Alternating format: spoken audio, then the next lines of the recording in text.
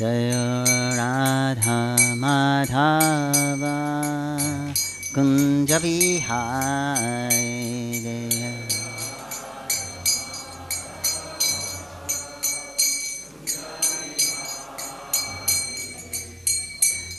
Jai Radha Madhava Kunja Vihari Jaya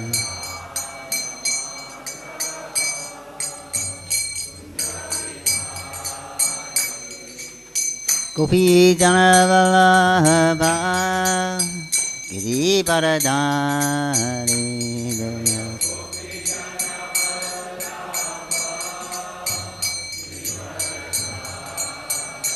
Jai Gopi Jana Vallabha Giri Paradari Jaya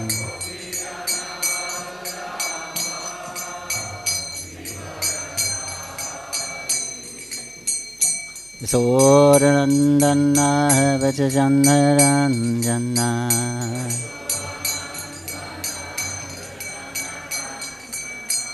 Rasoranandana Vrajajanaranjana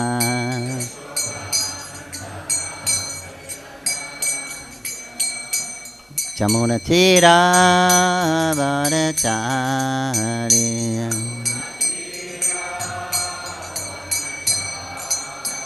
Jamuna Tira Bharatari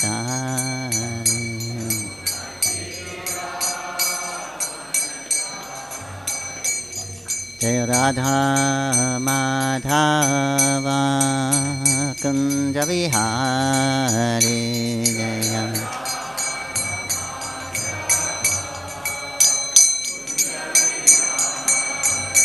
Jai Radha Madhava Kunja Vihari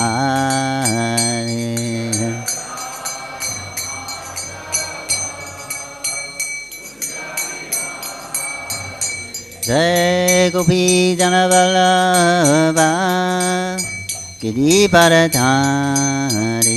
Jaya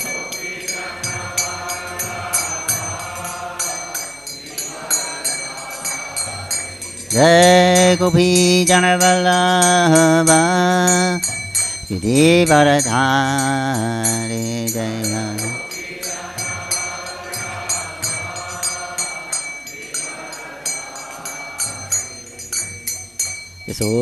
Yasodanandana Vrajajanaranjana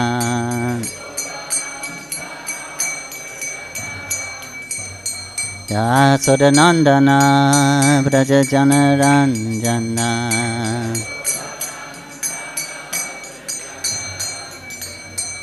Jamuna Tira Bharatari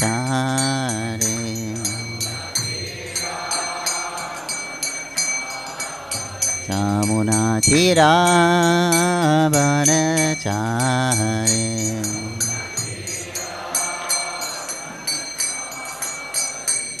Jai Radha Madhava Kunja Vihari Jaya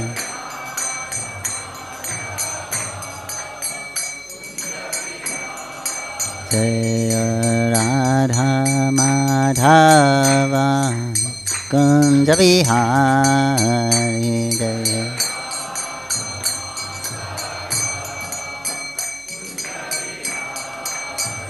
Jaya Radha Madhava Jaya Radha Madhava Radha Madhava Jaya Radha Madhava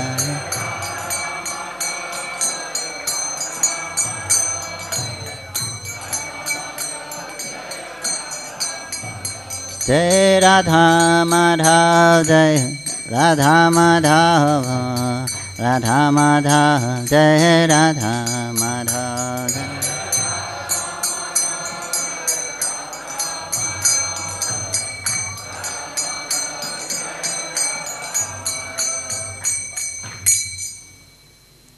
Jai Om Srimad Paramahamsa Parivraj Srimad Bhagavatam Bhaktivedanta Swami Shri Prabhupada ki jai. ISKCON founder Acharya Shri Prabhupada ki jai. Koti Vaishnavinda ki jai. Ramacharya Shil Haridas Thakur ki jai. Prem se kaho Shri Krishna Chaitanya Prabhu Nityananda Shri Advaita Gadadhar Shri Vasari Gaur Bhaktavinda ki jai. Sisi Radha Krishna Gokuvinda Shama Kunda Radha Kunda Giri Govardhan ki jai. Sri Vindam Sri Mathura Dham ki jai. Navadip Mayapur Dham ki jai. Sri Jagannath Puri Dham ki jai. Ganga Mahi Jamuna Mahi ki jai. Tulsi Devi Bhakti Devi ki jai. Sangha Veda Bhaktavinda ki jai. Harinam Sankirtan ki jai. Srimad Bhagavatam ki jai. Janitai Gaur Premanande. Oh, glories to the assembled devotees. Glories to the assembled devotees. All glories to the assembled devotees. All glories to Sri Sri Guru Gauranga. Glories to Sri Prabhupada. Om Jnanantarandasya Jnanangaran Salakhaya Chakshurlamijham Tashmai Sri Gurave Namaha. Namo Vishnu Padaya Krishna Pristhaya Bhutare Srimati Bhakti Vedanta Swami Niti Namane. Namaste Saraswati Devi Gauravani Pacharine. Nevashesha Shandavari Pasarasatharine. Jaya Sri Krishna Chaitanya Prabhu Nityananda Shri Advaita Gadadhar Shivasari Gaur Bhaktavinda. Hare Krishna Krishna Krishna Hare Hare Hare Rama Rama Rama Hare Hare. Hare Krishna. Today is disappearance day of three great devotees, Dhananjaya Pandit Gadadhar Das and Srinivas Acharya. Those are Gopastami. So I'll read from Srimad Bhagavatam and we'll speak a little on everything. A little bit here, a little bit there. So we're reading from the Srimad Bhagavatam. This is Canto 8, Chapter 3, text number 7. This chapter is entitled Gajendra's Prayers of Surrender. Om Namo Bhagavate Vasudevaya. Om Namo Bhagavate Vasudevaya. Om Namo Bhagavate Vasudevaya.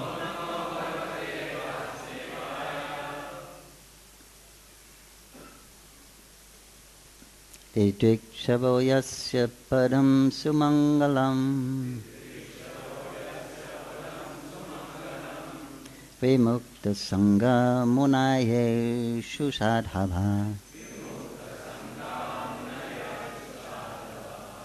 Charantya loka vrattam avranam bane.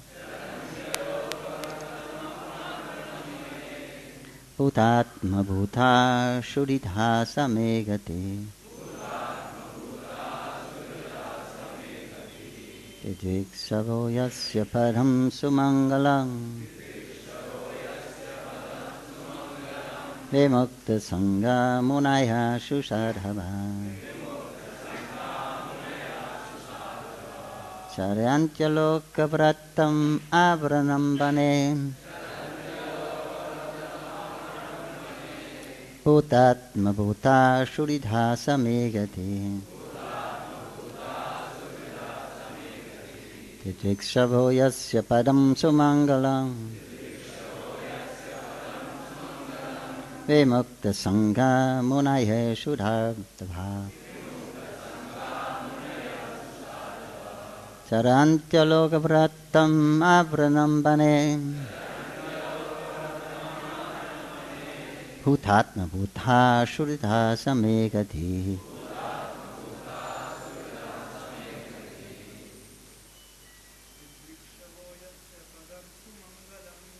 Vishavo yasya padam sumangalam.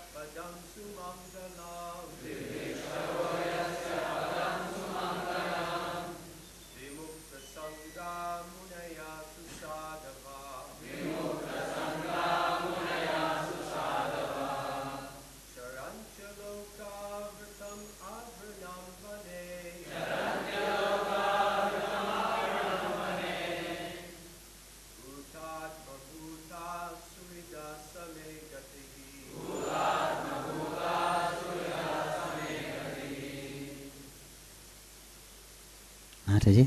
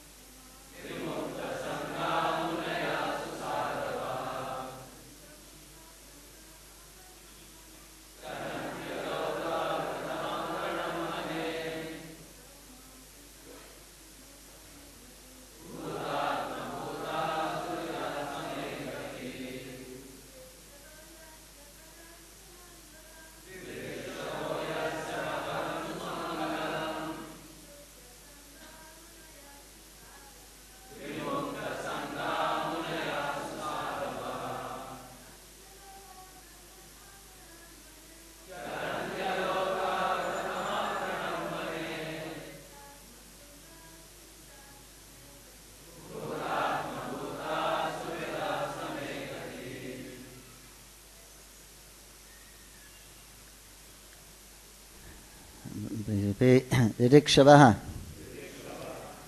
Those who desire to see the Supreme Personality of Godhead. Yasya, of him. Padam, the lotus feet. Sumangalam, all auspicious.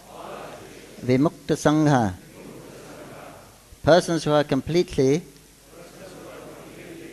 disinfected of material conditions. Munaya, great sages. Shusadhava, those who are highly elevated in spiritual consciousness. Charanti, practice. Alokavratam, vows of brahmacharya, vanapras or sannyas. Avranam, without any fault. Vane, in the forest. Bhuta atma bhutaha, those who are equal to all living entities. Shuddha, those who are friends to everyone. Saha, that same Supreme Personality of Godhead. Me, my, gati, destination. Translation.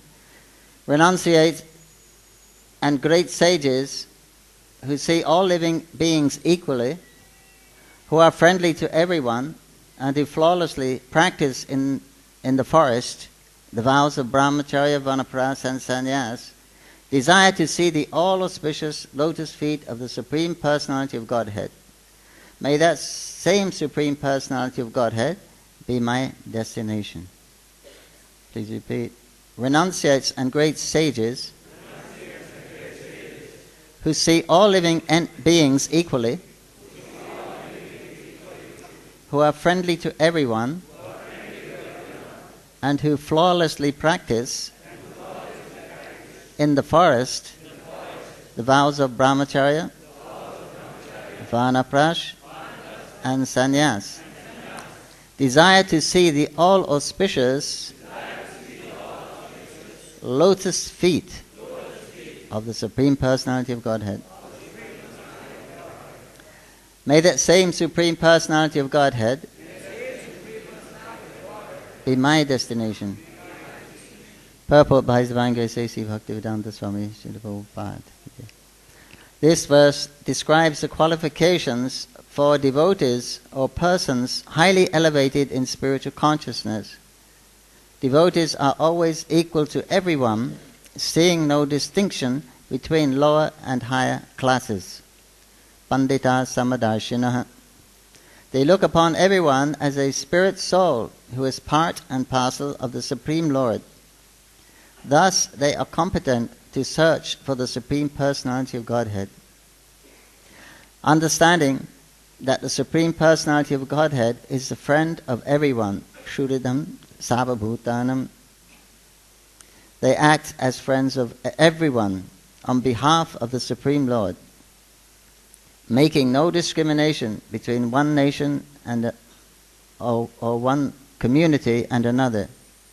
They spread Krishna consciousness, the teachings of Bhagavad Gita everywhere. Thus they are competent to see the lotus feet of the Lord. Such preachers in Krishna consciousness are called Paramahamsas, as indicated by the word Vimukta Sangha. They have nothing to do with material conditions. One must take shelter of such a devotee in order to see the Supreme Personality of Godhead.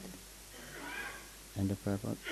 Translation again. Renunciants and great sages who see all living beings equally, who are friendly to everyone, and who flawlessly practice in the forest the vows of brahmacharya, vanaprastha and sannyas, desire to see the all-auspicious lotus feet of the Supreme Personality of Godhead.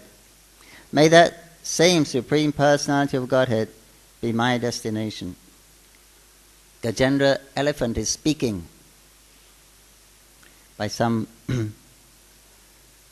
great good fortune, he remembered from his previous birth, and he remembered all these wonderful verses by the grace of Krishna. So, on this particular prayer, he's pointing out the qualifications of those who are eligible to actually know the Supreme Personality of Godhead, or to seek out the personality of Godhead. And here, specifically, where Srila Prabhupada is bringing out the fact that these are equipoised. In these people that live in the forest are not so much to do with the society at large, the sannyas, vanaprastha sannyas. They're taking the nivritti marg, the renounced path. So they're considered great souls because it's difficult in this material world with people. We don't come to the material world to renounce. We come to enjoy like Krishna. So it's considered a very great thing. So that these kind of people that are given up all the desire for giving up all material pursuits for material happiness and satisfaction, they're considered extraordinary people, because who does it? Let's face it. Everyone's trying to enjoy life, enjoy the assets, the material assets, to exploit material nature, as we say, trying to manipulate the material nature, control the material nature, use the material nature to enhance our comfort and happiness. That is the modus operandi of all of the conditioned living beings. But someone who's not doing that, then they're considered extraordinary. So, because they're extraordinary, then they qualify to actually see the Lord. They actually qualify for the Lord's mercy. Because that is because they're not doing what you're supposed to be doing in the material world, right? You're supposed to be enjoying everything in the material world. Come here to enjoy. But they're not doing that. They've turned their back on the whole material principle. So they have this spiritual vision. Srila Prabhupada is quoting here from verses from Bhagavad Gita, how the vision of these saintly persons, sages, they're seeing everyone equally. In other words, they're saying they're identifying with the spiritual principle in the living entity, or the Jivatma. So that's a very good practice, because if we if we think like that, it's a conscious endeavor, of course, that if we see other living entities, actually the soul within the body, then automatically we're going to remember Krishna, obviously, right? Because we know that the jiva is a part and parcel of Krishna. Every living entity is a part and parcel of Krishna. So if we think like that, the past the external body, which we deal with according to the particular body, it's not that Prabhupada mentions we see everyone equally, but we don't embrace tigers. We know the situation. We discriminate between the living entities, but we see equally on the platform that they're all spirit soul. They're all other living entities, and they have that particular body because of their particular karma, because of their previous pious and impious activities. They come here to experience those, and there's a whole 8,400,000 different ways to experience your karmas, and that is what is going on in the material world. Everyone is just taking birth in a particular body, just suitable. So we're awarded this body by the superior arrangement to facilitate experiencing the results of your previous activities. That's material life. That's all that's happening. So a person who is a little aloof from the normal way of living is that we accepting and rejecting. That's the business of the living entity, the mind. Accept this, I like this, I don't like that. How to get what I want, how to get away from what you don't want, how to protect yourself. These are the two main functions that perpetuates the material universe. So when one's not when that becomes secondary, then that's considered a great leap, a great step. That's extraordinary, because who does that? So that means it's a person who actually has knowledge, has spiritual knowledge, is making distinction between spirit and matter, which is the subject of knowledge. How to distinguish spirit from matter, or as we have in our Krishna consciousness, accept what's favorable for Krishna consciousness and reject what's unfavorable. So we also have to distinguish what is spiritual and what is material. Anything that can be used in Krishna's service, then it shouldn't be rejected. So we're making a distinction there. Can we use this in Krishna's service? Then the idea is that then if it's used in Krishna's service, then that material object or activity becomes properly situated, because everything actually is meant for Krishna's service. Everyone is an eternal servant of Krishna, part and parcel of Krishna. We're meant to be engaged in His service, and everything is created by the Lord, and it's meant for His pleasure. Of course, the material world is a reflection of the spiritual world, but in reality, everything there is meant for the Lord to increase His pleasure, including us. So when we're doing that, and we also engage in this inferior energy in the Lord's service also, then that is correct use of the material energy. That is not, there's no reaction when you do that, no material reaction. Akama. So this is the one of the great qualifications of these qualified people who are who are eligible for the Lord's mercy. So these great souls, Srila Prabhupada finishes a purport that one should take shelter of such a devotee in order to see the Supreme Personality of Godhead. In other words, they can train us and inspire us and empower us to come to this qualification of specifically here samadharshana, being equipoised. So if you're equipoised, naturally you're peaceful, not so accepting the material energy as it coming the modes of nature, adhyatmic, adi-devic, adi-bhautic, all this interaction of material energy is working. It's coming in waves all the time. The waves are coming, waves are coming. So there's no peace for those that are trying to adjust it, because it's consistently fluctuates from one thing to another.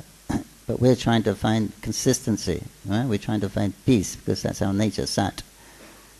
But the Maya is that we're trying to adjust the material surroundings to accommodate fulfill our desire of peace, sat, to experience in sat.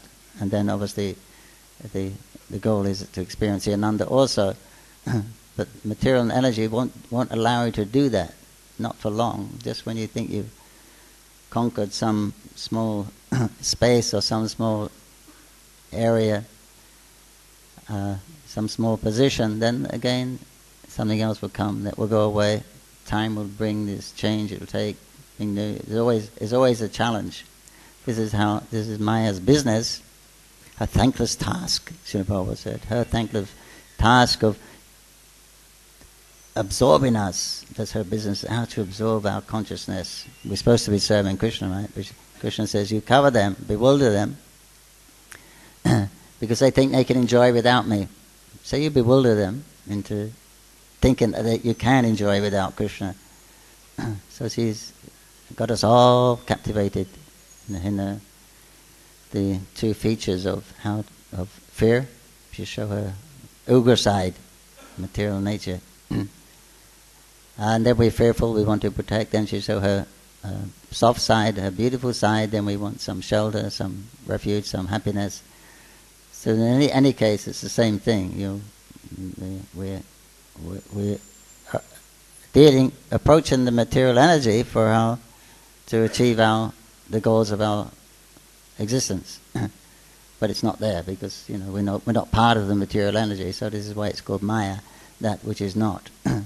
We're looking for something which doesn't, trying to achieve something that doesn't actually exist in the material world. So if we take shelter of someone who is on that platform, advanced, then we're very fortunate. So therefore everyone should have a guru if one is serious about spiritual life. That is the first thing, accept the guru. Then one should be prepared to accept what the guru tells him, even if one may normally wouldn't like to do that, and one should be prepared to not do things if one is asked, even though one may not like to give up such things. That is a prerequisite from accepting guru. And if we're not ready to do that, then we shouldn't actually take those vows, because the relationship won't be very solid or sincere. So it's just one of the wonderful prayers, and one of the little qualities and ways to look at this, the Supreme Personality of Godhead, because that's all that these chapters are about. Well, whole Bhagavatam is about looking at the Lord, looking at the absolute truth from various histories, from various angles.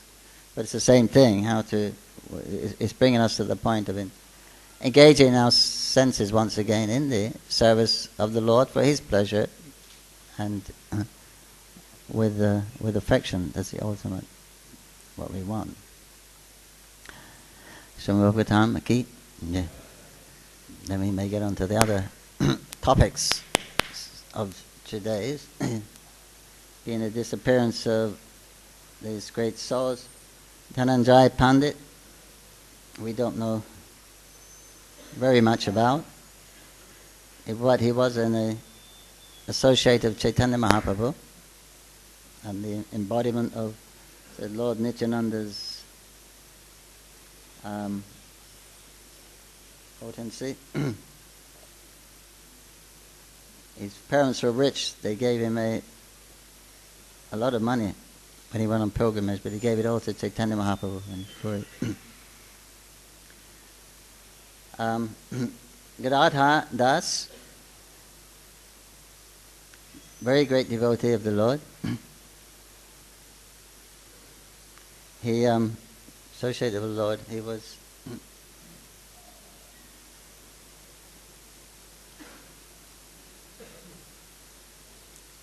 he was considered he was a gopi, one of Krishna's gopis, and one of Balaram's gopis, I believe. So he's a combination of two. Therefore, he was both an associate of Lord Nityananda and Chaitanya. And when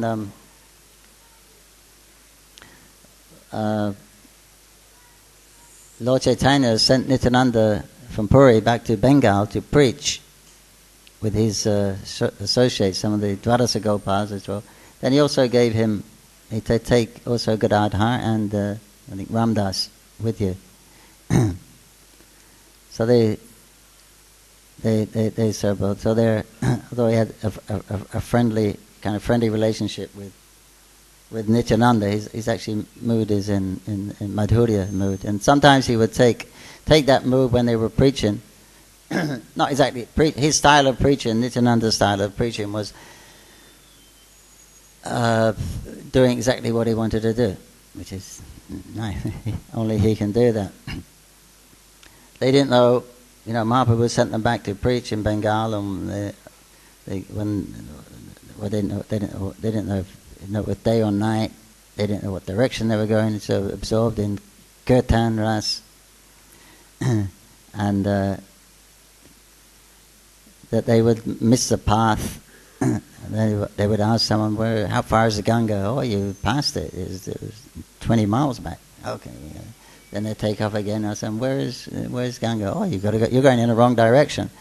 And they would start laughing and carrying. So just completely absorbed in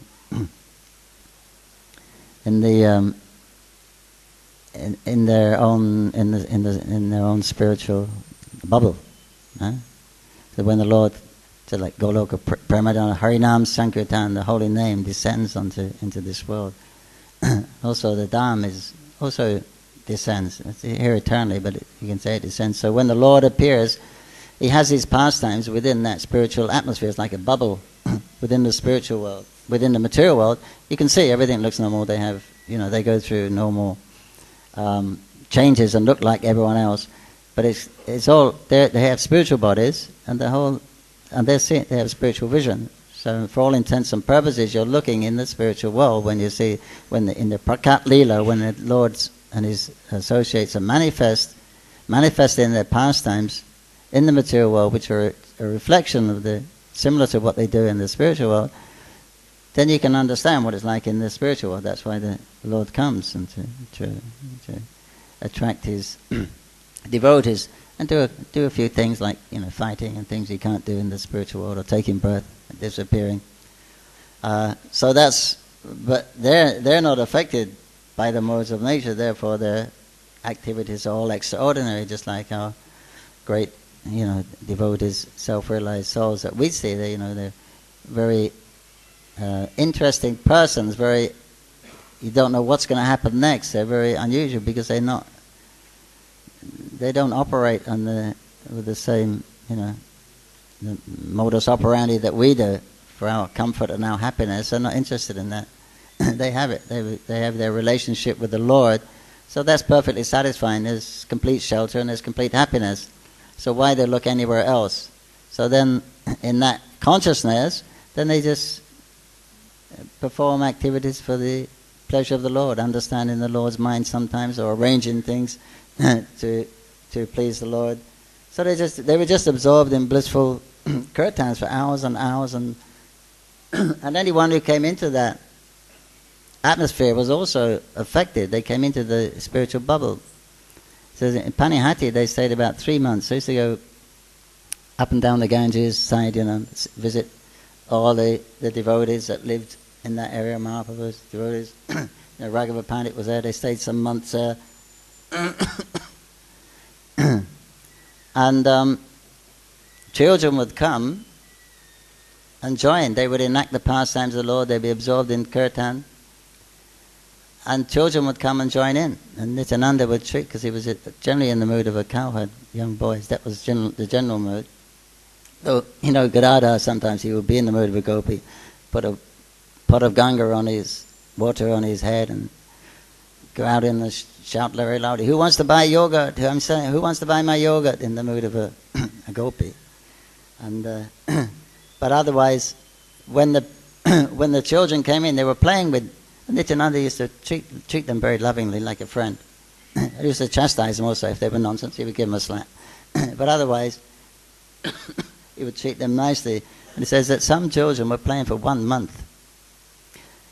And because they're in this spiritual consciousness, there's no question of getting of hunger, fear, lamentation, getting tired, or things like that. So they weren't eating and drinking, and they weren't going home. And the parents were saying, "What's going on? Our children have been away, and they're not coming home whole night." They'd go up there to bring their children back. They would enter the bubble, and boom, wow, so nice. Everything would change. They'd forget all about that, and they'd say, "This is perfectly fine. It's perfectly natural. What is going on here?" For 1 month, some of those children continued playing like that. So that was the kind of preaching they did. And when Lord Nityananda looked at anybody, you get prema. Love of God would emanate from his eyes. He actually glanced at you, then you could experience like that. So everyone was in complete ecstasy. The whole places were, becoming devotees. People would come in, they're just seeing that, crying, just melting their hearts to enter into that atmosphere. That was their preaching. And they would just wander around like that in kirtan and enacting the pastimes of the Lord. Nice preaching style if you're qualified. Our example is better than precept is better than. This Gadadhar, he one time he did. They went to Gadadhar's place, his village, and there was the Qazi there. He was very cruel, and he was opposed to this Sankirtan, and everyone was afraid of him. Gadadhar Das went one night. It was just in the ecstasy of a gopi, and he walked straight into the Qazi's residence, chanting in ecstasy. And he said, "Where's that Qazi rascal? I've cut off his head." And he just walked right through. Everyone was just amazed. Who is this person? He's a Hindu, and you can just throw water on him or spit on him. He'll become a Muslim, and everyone is afraid of them. And this is fearlessly coming in. And where is that Qazi? Where is he? And he walked right into the inner chambers of the house. And the Qazi was there with his association. And he heard this. Where is that Qazi? And nobody talks like that. His blood began to boil. He came rushing out. He saw Gadadhar in ecstasy, and his heart melted because he's a very young, beautiful boy.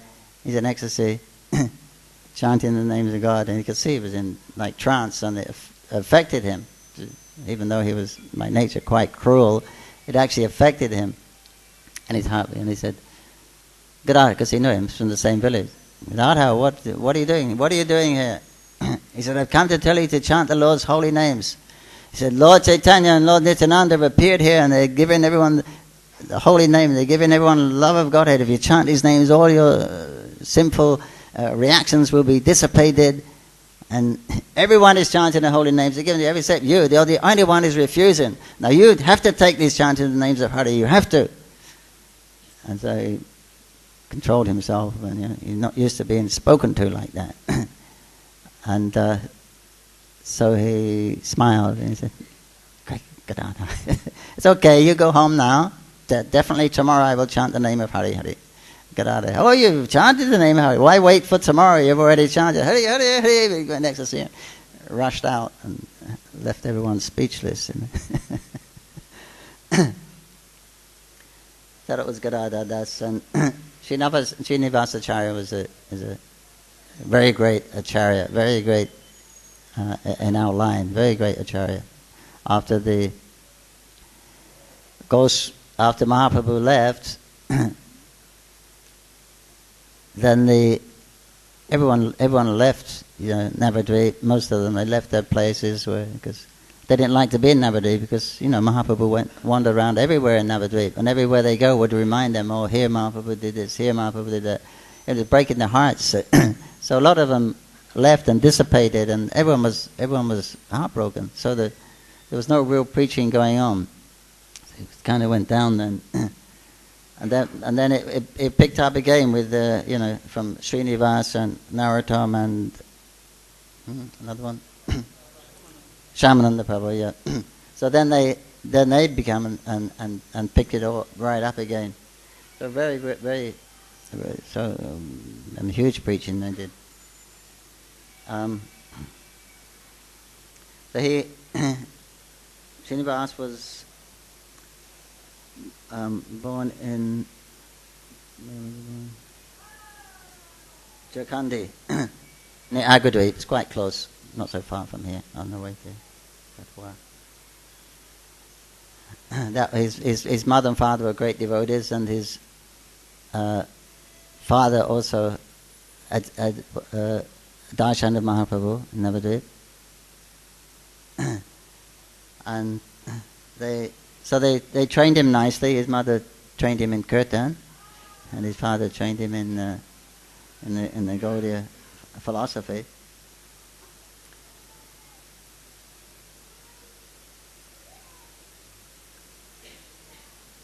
Then they moved to Jajigram, which is near Katwa. His temple is still there. You can go. It's right on the main road. You can stop and see that place. Nice place. And for his guru or his Shiksha Narahari Shaka, he told you should go and see Mahaprabhu in Puri. So he decided, he took permission from his parents to take that trip to Puri, but he delayed. He went to many other places on the way. He came to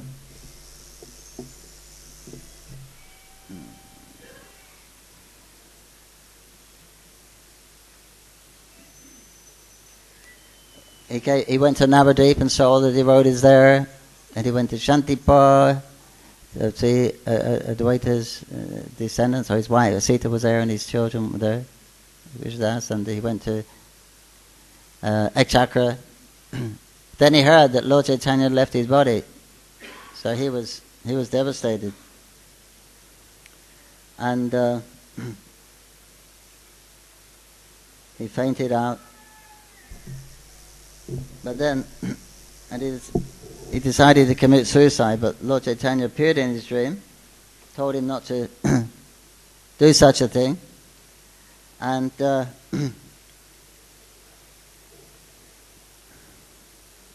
so when he finally got to Puri, then he met Gadadhar Pandit at the Tota Gopinath. He was staying there, and many other associates. He also, Ramananda Rai, Parananda Puri, Shiki Mahiti, Sarvabhaumana, Bhakteshwar, all those great devotees. And he was, after getting their blessings and hearing Srimad Bhagavatam from Gadadhar Pandit, who was a very famous Srimad Bhagavatam reciter, he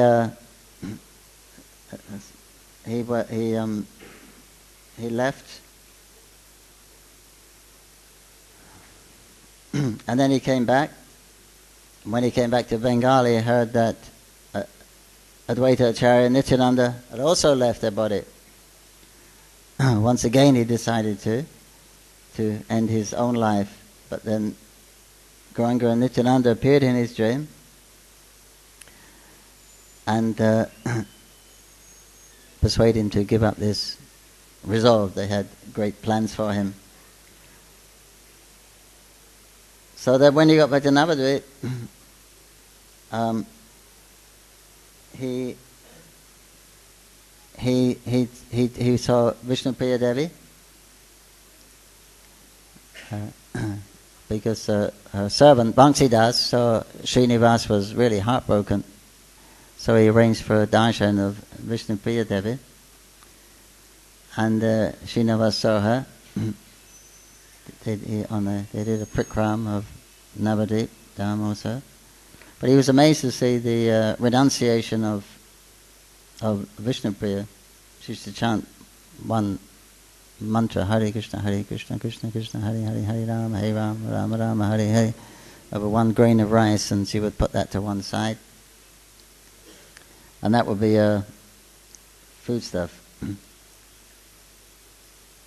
So generally she wouldn't give darshan. She may give darshan of her feet to some of the devotees, but it is here Srinivasacharya actually got her darshan apparently. So then he went to visit all the holy places like we do when we go on Prikram of Mahari Guptas and Shukalamba Bhavacharya and Shivas Thakurs and all those places. Then he was told again to all these many of these great acharyas, Raghunatha Thakur, Bhaktisiddhanta, they advised him again to go to Vrindavan. So then he got permission from his mother. So he wanted to visit the land of Krishna and the Goswamis. And then he went and visited all the places on the way to Vraja. And he learned that just before he arrived, he learned that Rupa Goswami, Sanatana Goswami, Kashishwar Pandit, and Raghunath Bhatta had all disappeared. What a story. But Raghunath Das and Gopal Bhatta and Jiva, they were still living. So Srinivas met all three of these, and he was initiated by Gopal Bhatta. And he studied under Srila Jiva Goswami.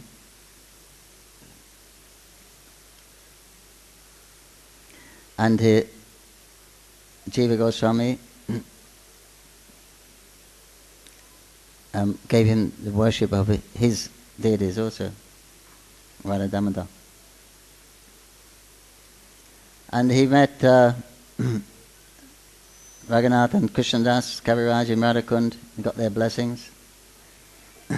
And one day Sri Jiva Goswami heard Srinivas explain a verse from the Ujjvala Nilamani, and was so impressed by his great erudition, he bestowed the title Acharya on him. So then Jiva gave the titles to Thakur, Tranaratam and Shamananda.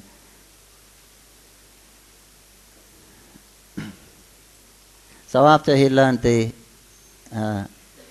Gaudiya philosophy, Siddhantas, then he was asked to go back to Bengal, and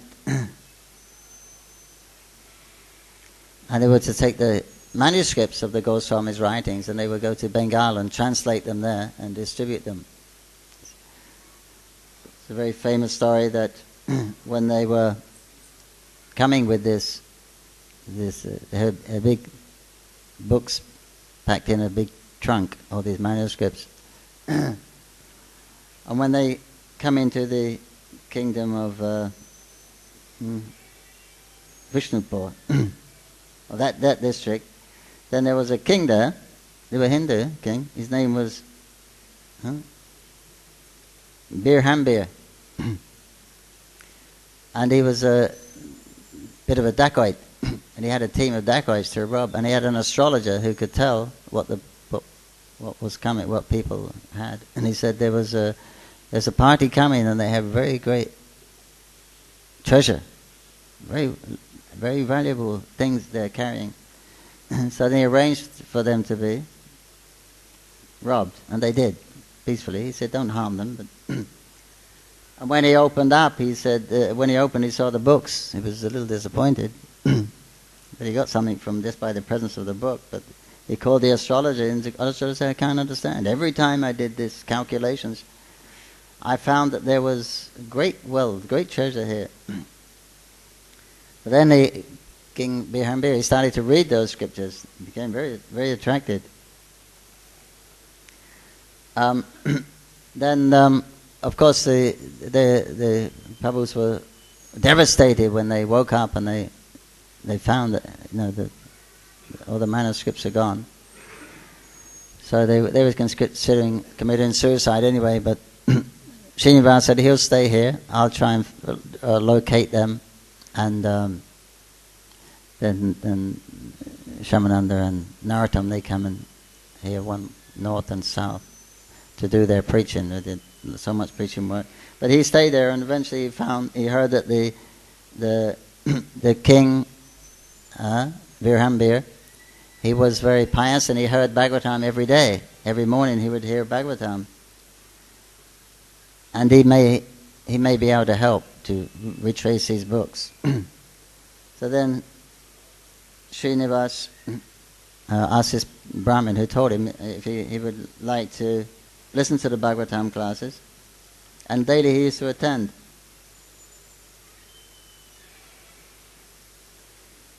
And the Brahmin introduced Srinivas as a very great devotee, and the king was attracted to him because he had all the great qualities features of a Mahapurusha, and the king asked that he could hear Srinivas's recitation of the Bhagavatam. And so when then Srinivas recited the Bhagavatam, they was overwhelmed and never heard anything like this. Fantastic. In a very sweet voice he spoke.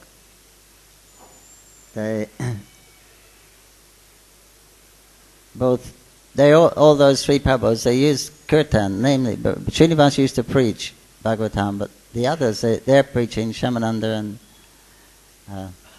Narottam, they mainly used to preach through kirtan.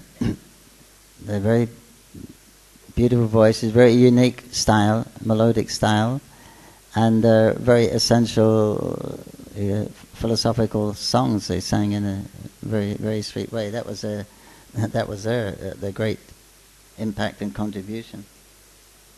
They all had their different styles of singing, and they were new. They were original. You can still hear them. Very nice. So then he initiated that King Birhambir, and King Birhambir helped him.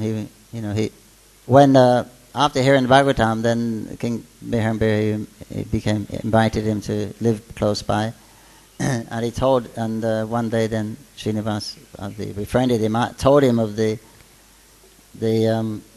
loss that someone stole all their books. Then the king actually admitted it. Says, "Please forgive us." So in a way, it was a good thing, because then the king had some of his scribes to translate all the book. They made many copies, different copies of it, so they actually helped in the in that book distribution program there. Then later he went back to his place in Jajigram. Then he went on a tour of Navadvip, Katwa. He got married at the request of his mother.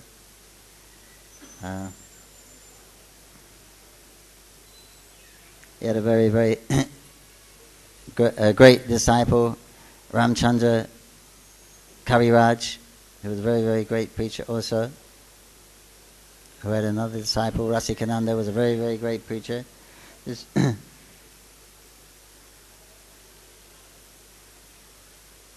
Ramchandra lived in the same village, Jaji. And when he was going to his wedding, Ramchandra Kaviraj was going to the wedding, I think he saw Narottam and Srinivas sitting there, so he could recognize the great saints. So then he got out the palki, and he paid his obeisances and asked for blessings. And Narottam said, "You should preach to this. Very, very beautiful, very learned, very wealthy. He has all good qualities, but he's not a devotee." So then he preached to him in one few sentences that it's very wonderful how a person, he works so hard to collect money. He works hard day and night. And with that money he buys a noose, rope, and quite happily he places it around his neck. And Srinivas got the message because he was about to enter into the household life, And apparently there there wasn't much household life at all. He came straight back, I think, into the ashram. Practically there was no household life for him, but it just struck him that the potency was so great that he became one of the foremost devotee.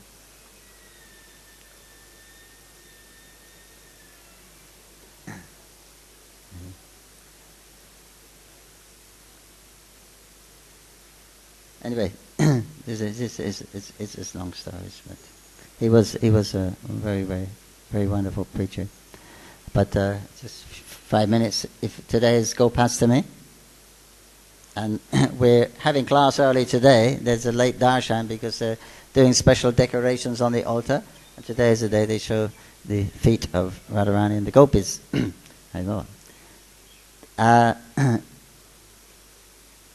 How we heard this then was one Srila Prabhupada's godbrother, because in Vrindavan also they did this. Today is also the Shubal Shaka Vesh when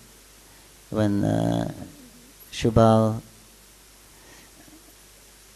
Krishna wanted to see Radharani. Jatila wouldn't let her out the house, so Shubal looks like Radharani. So they had a plan. He went and they went and switched clothes.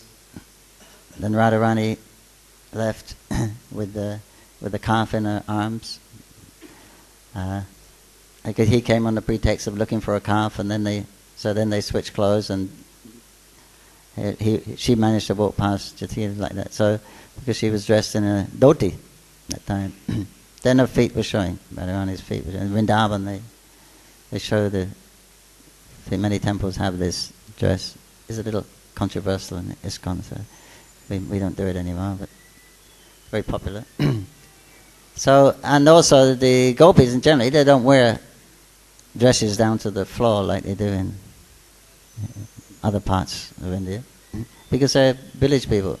So then you don't have proper roads, and it's village. So then they. But this is the day, the Gopastami, the Gostami, when Krishna, he took out the calves the first time.